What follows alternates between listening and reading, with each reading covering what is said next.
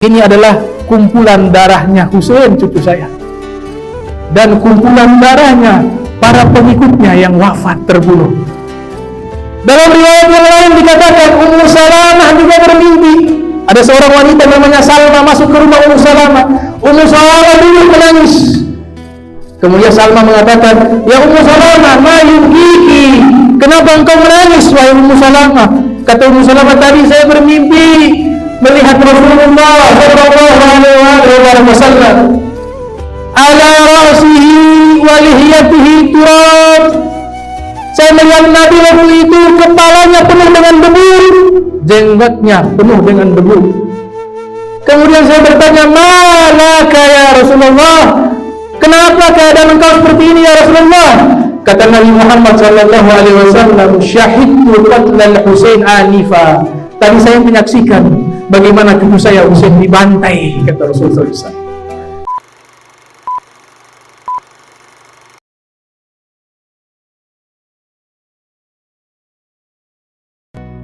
Disebutkan juga di dalam kitab Tarikhul Khulafa oleh Imam Suyuti rahimahumullah, ketika Imam Husain dikejar-kejar oleh Yazid dengan pasukannya, maka Imam Husain di malam hari ziarah ke makam Nabi Muhammad SAW, ziarah ke makam Rasul SAW. Di saat ziarah ini disebutkan di kitab Al-Bidayah wa Nihayah dan kitab-kitab lainnya. Sampai di pusaran kuburan Rasul SAW, Imam Husain berkata, "Assalamualaikum ya Rasulullah." Salam sejahtera wahai Rasulullah. Ana Husain ibnu Fatimah. Ya Rasulullah, saya Husain, putranya Fatimah, anaknya engkau ya Rasulullah, anaknya putri engkau ya Rasulullah, dan aku adalah cucumu yang kau tinggalkan kepada umatmu. Wahai Rasulullah, ketahui umatmu mereka mencaci saya, umatmu mereka meninggalkan hak-hak saya. Saksikanlah wahai kakekku bahwa aku mengadu kepadamu sampai di hari aku berjumpa denganmu di yaumil qiyamah. Ini pernyataan Imam Husain karena Yazid dengan pasukannya ingin membunuh Imam Husain. Imam Husain adalah simbol yang membedakan bainal haq wal batil. Mana yang hak adalah hak, mana yang batil adalah batil. Itu simbol terbesar yang diperjuangkan oleh Al-Imam Husain alaihi salam. Maka di saat itu Imam Husain di malam hari di samping kuburannya Rasulullah sallallahu alaihi wasallam. Beliau salat malam sampai tertidur di atas pusaran kuburan Nabi sallallahu alaihi wasallam. Di saat Imam Husain tertidur, bermimpi kakeknya tercinta Sayyidul Anbiya wal Mursalin, Nabi Muhammad sallallahu alaihi wasallam mengatakan, "Wahai cucuku, ketahuilah mereka yang membantaimu dengan pengikutmu, dengan anak-anakmu, dengan keponakanmu, mereka semua aku haramkan syafaatku di yaumil qiyamah," kata Nabi Muhammad SAW. Maka setelah itu ba'da subuh beliau sholat berangkat tepat pada tahun 60 Hijriah di tanggal 3 Sya'ban menuju ke Kufah. Orang-orang Kufah menyatakan sumpah setia kepada Imam Husain alaihi salam. Berangkatlah Imam Husain dengan rombongannya sampai di satu wilayah yang disebut dengan Karbala. Singkat cerita, Imam Husain memanggil anak buahnya, mengatakan, "Besok kita akan hadapi pasukan dengan jumlah yang besar dan pasti kita akan terbunuh. Siapa di antara kalian yang ingin pulang, maka saya relakan, karena mereka hanya mencari saya, bukan kalian." Itu pernyataan Imam Husain kepada para pengikutnya. Dan ketahuilah, kalian punya kesetiaan sudah teruji. Sampai saat ini kalian bersama saya, maka pulanglah, tidak mengapa. Maka ada seorang dari pengikut Imam Husain dan seluruhnya serentak mereka menolak untuk pulang. Mereka mengatakan, "Wahai Imam Husain, seandainya kami pulang, kemudian ini hewan-hewan berwajah manusia, mereka memangsamu, membantaimu. Nanti kami bicara apa di yaumil qiyamah kepada kakekmu Nabi Muhammad sallallahu alaihi wasallam, kepada ayahmu, kepada ibumu. Maka tidak ada seorang pun yang pulang. Luar biasa. Mahatma Gandhi mengatakan, Mahatma Gandhi tokoh besar India, dia mengatakan, kalau saya punya pasukan 72 orang seperti pasukannya Imam Hussein, maka saya akan mampu memerdekakan India dalam waktu 1 hari 1 malam. Kenapa? Seluruhnya rela mengorbankan nyawa. Tidak ada rasa takut. Tidak ada rasa takut terhadap musuh. Justru mereka berbahagia. Sebagian di antara mereka berkata, kenapa engkau biarkan kami besok bisa berkumpul dengan kakekmu Nabi Muhammad SAW? Kami ingin cepat-cepat berkumpul dengan Nabi Muhammad SAW, dengan pada orang tuamu Sayyidina Ali wa Sayyidah Fatimah Zahra alaihissalam. Maka setelah itu terjadilah peperangan yang tidak kuat diceritakan, ya, tidak kuat diceritakan. Ini saya tidak mampu menceritakan. Terjadi peperangan yang tidak seimbang. Di waktu sholat zuhur, ada seorang pengikut Imam Hussein namanya Abu Tamamah. Wahai Imam Hussein, ayo kita sholat terakhir. Mungkin setelah sholat zuhur ini kita sudah tidak sholat lagi. Maka Imam Hussein mengiyakan permintaan Abu Tamamah. Baik. Dalam keadaan perang, sholat beliau khusyuk diceritakan. Ini yang Allah sebutkan pewaris surga Firdaus.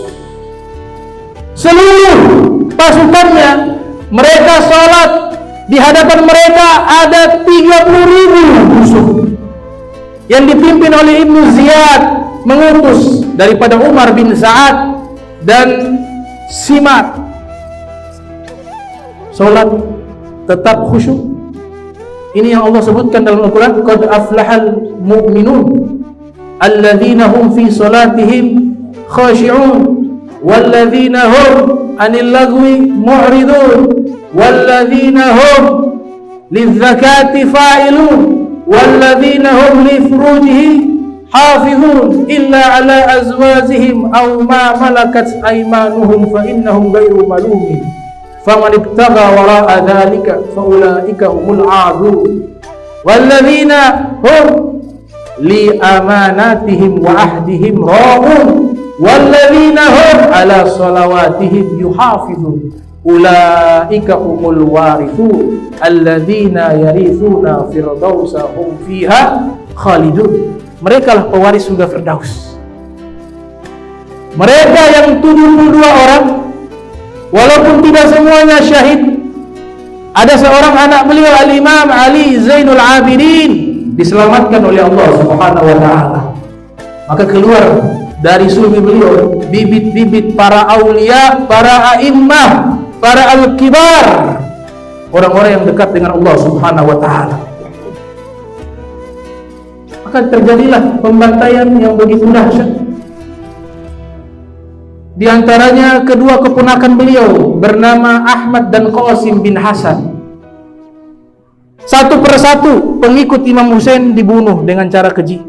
Datang dua ponakan beliau, Al-Qasim dan Ahmad. Al-Qasim dan Ahmad adalah saudara kandung anak dari Imam Hasan bin Ali bin Abi Thalib. Umurnya masih 14 tahun Al-Qasim. Ia katakan kepada Imam Hussein, wahai paman, izinkan saya untuk menghadapi musuh sendirian. Maka Imam Hussein mengizinkan Al-Qasim. Ia sendiri masuk ke medan perang, berhasil membunuh 18 orang musuh. Mereka berperang dalam keadaan kehausan karena air yang ada di sungai Efrat diblokade, diboikot. Anak paling kecilnya Imam Hussein yang ikut di dalam pertempuran tersebut di dalam kemah, usia yang paling kecil 6 bulan, 3 hari 3 malam belum minum air sama sekali, belum minum air, kehausan, dalam tendanya menangis. Imam Hussein terenyuh hatinya. tidak kuat mendengar suara tangisan bayi yang ada di kemah. Satu persatu pengikutnya, ponakannya, Al-Qasim akhirnya terbunuh. Datang kakaknya, wahai Imam Husain, saya mengganti saudara saya Qasim. Izinkan saya menghadapi mereka. Diizinkan lagi oleh Imam Husain. Berperang lagi, berhasil melawan puluhan daripada musuh. Kembali lagi ke Imam Husain, lidahnya terjulur keluar. Kenapa? Wahai paman, haus, belum minum air 3 hari 3 malam.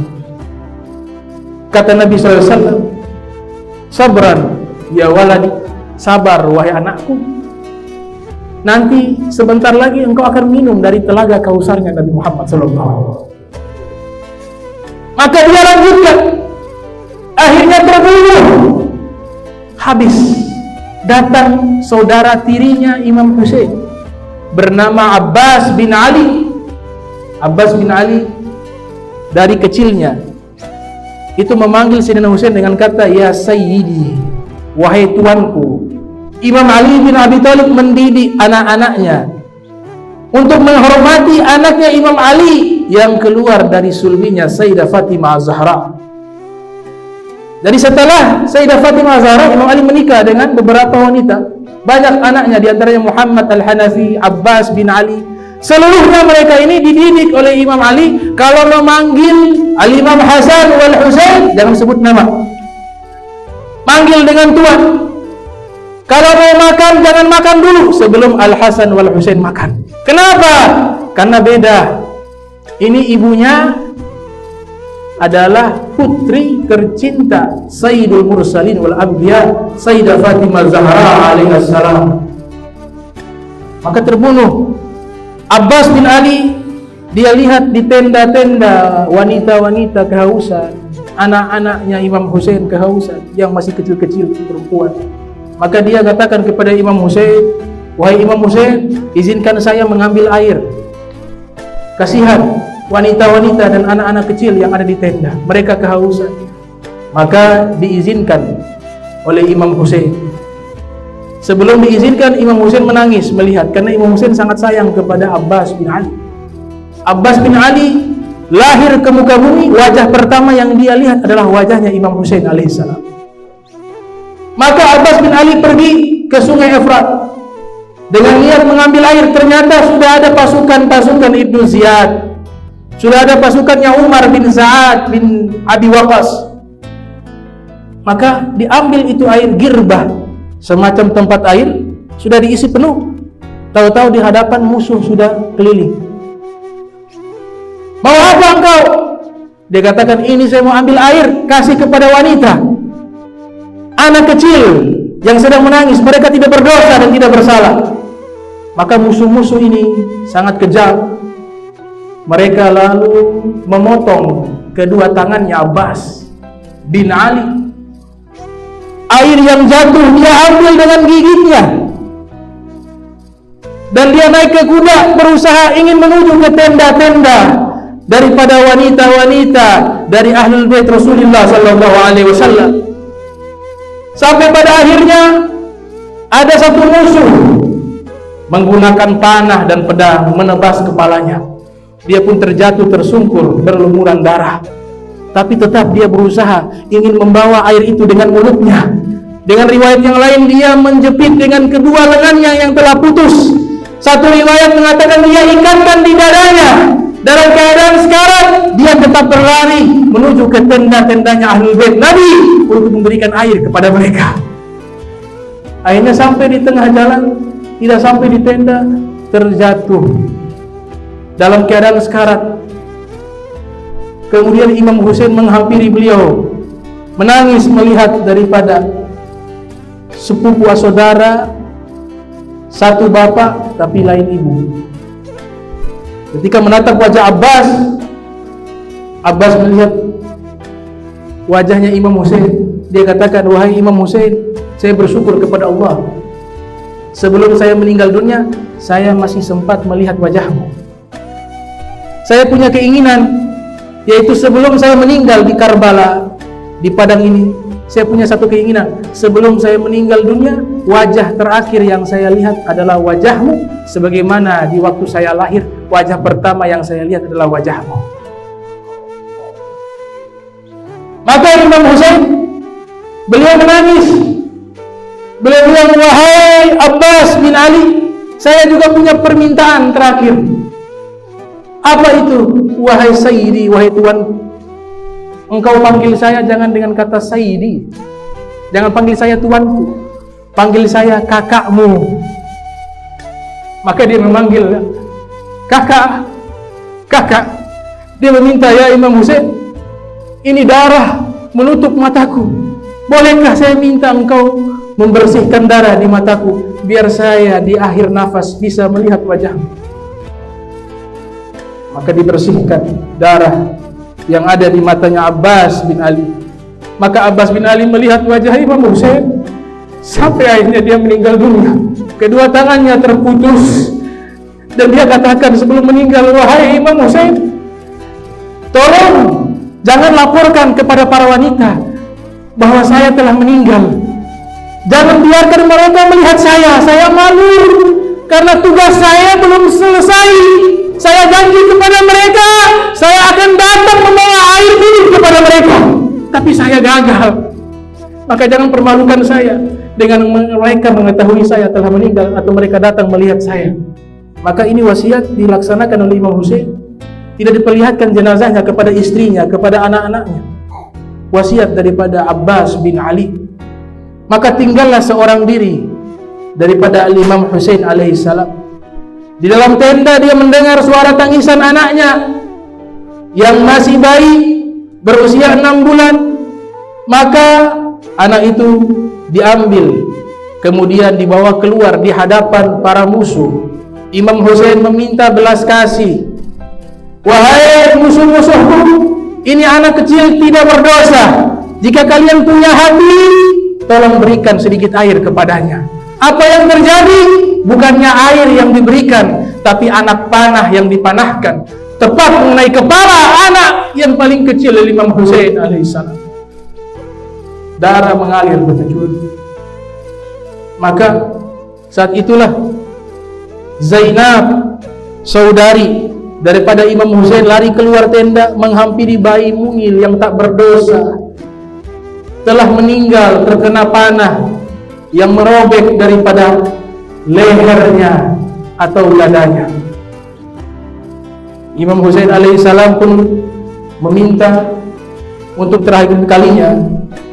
Dia mengatakan kepada Zainab, wahai Zainab, tadi saya bermimpi sebelum terjadinya peperangan bahwa kakek kita Nabi Muhammad SAW, ayah kita Al-Imam Ali bin Abi Thalib, dan juga ibu kita Sayyidah Fatimah Zahra, saat ini mereka sedang menanti-nanti kedatangan kita.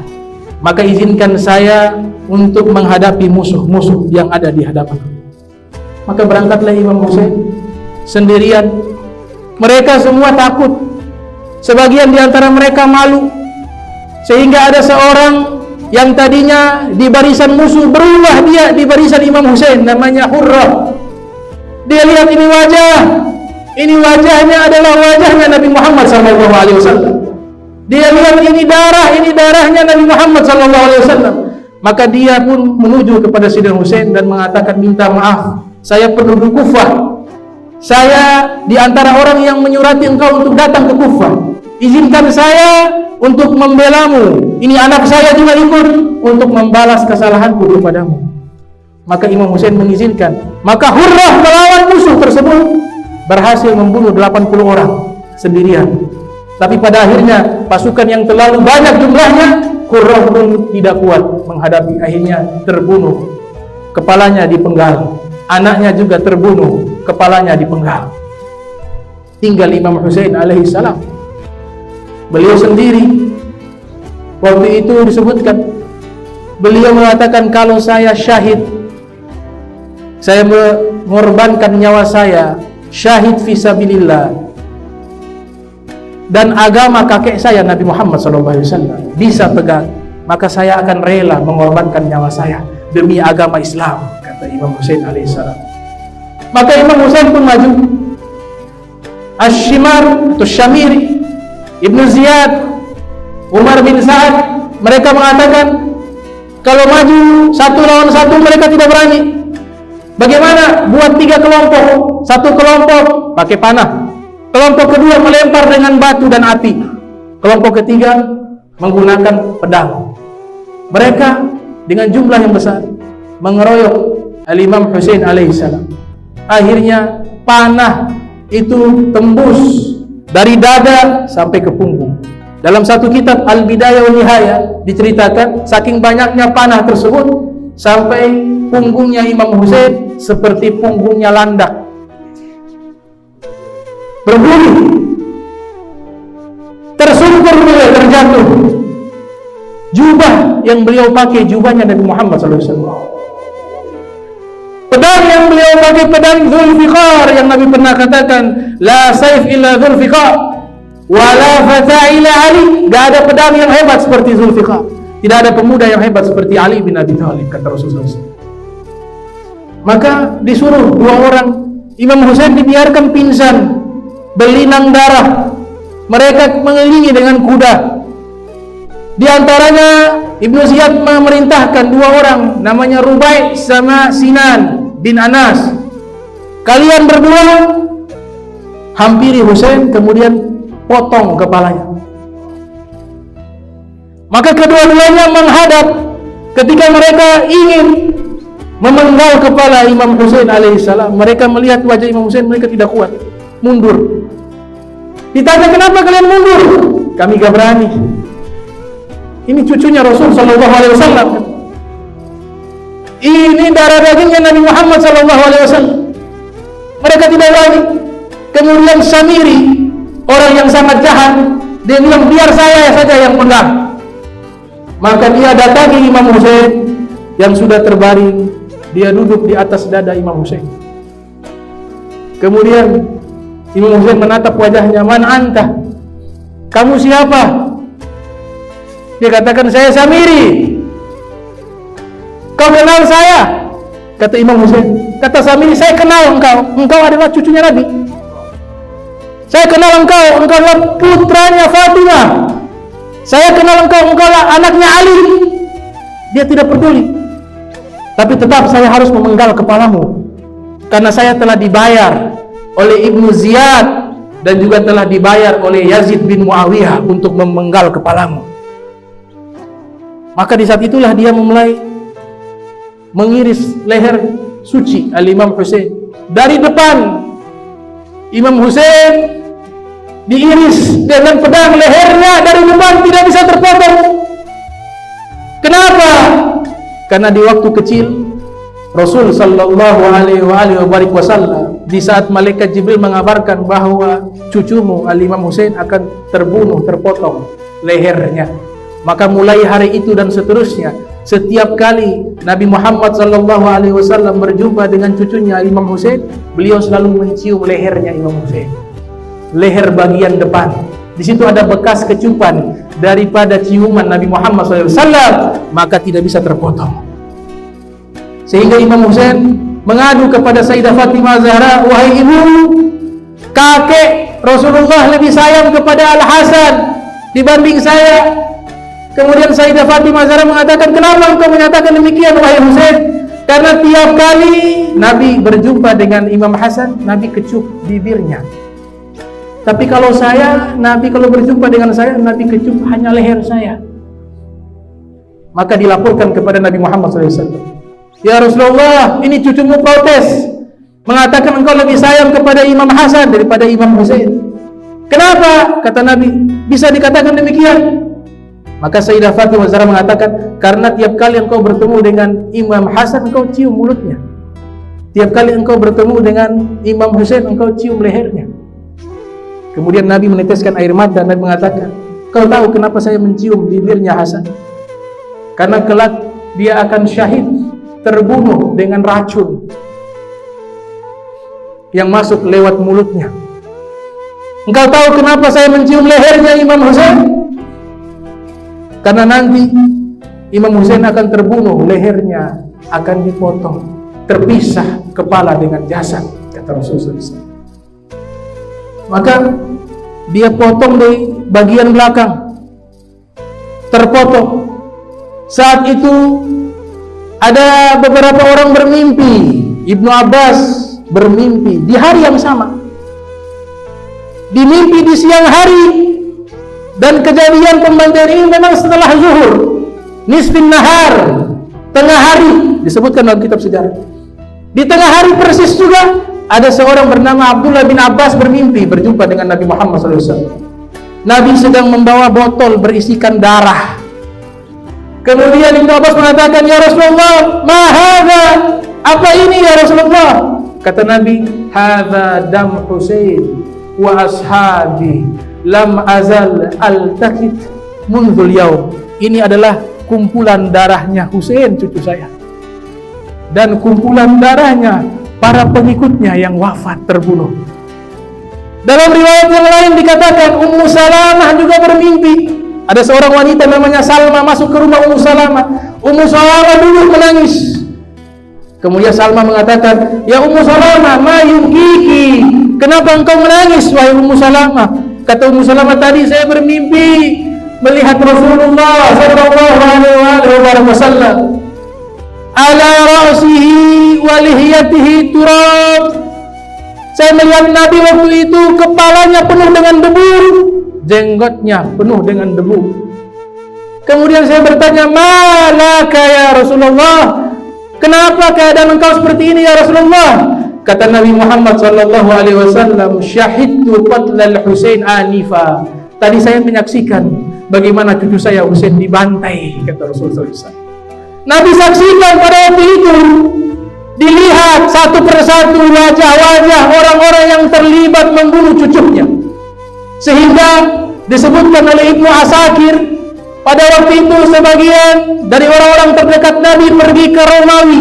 Mereka masuk di satu gereja. Mereka terkaget-kaget.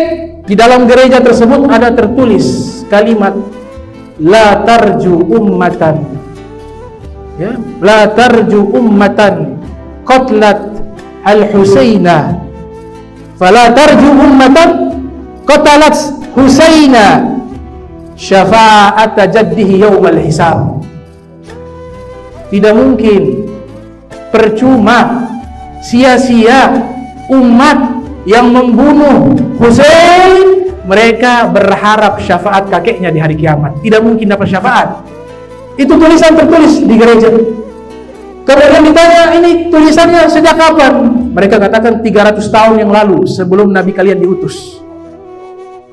Sudah tertulis di dalam gereja bertintakan darah. Di padang Karbala, setelah Imam Husain terbunuh, maka serentak mereka mendengar rintihan bangsa jin menangis. Bangsa jin, mereka menangis di padang Karbala, disebutkan oleh Imam Suyuti. Sebagian daripada bangsa jin mereka meratapi dengan syair. Di antaranya jin, mereka meratapi dengan syair. Mereka mengatakan, "Masahar Rasul jabinahu lahu barikun fil khududi abawahu min a'la Quraisyin." Sungguh ini jenazah telah diusap jidatnya oleh Nabi Muhammad SAW. Itu syairnya jin. Bangsa jin mereka menangis. Masahar Rasul jabinahu lahu barikun fil khududi. Pipinya yang diusap oleh Rasulullah, daripada pipinya Imam Husain, dia menjadi bersinar terang benderang. Abawahu min a'la Quraisyin wa jadduhu khairul jududi. Orang tuanya, ayah dan ibunya adalah orang terbaik dari bangsa Quraisy. Kakeknya dari jenazah ini adalah kakek yang paling terbaik di alam semesta, yaitu Nabi Muhammad SAW. Kemudian terdengar lagi suara rintihan dari arah yang berbeda menjawab, mengatakan bahwa sesungguhnya seburuk-buruknya utusan, syarrul wufudi, seburuk-buruknya utusan, alladzi qatala Husaina, mereka yang datang membunuh Husain.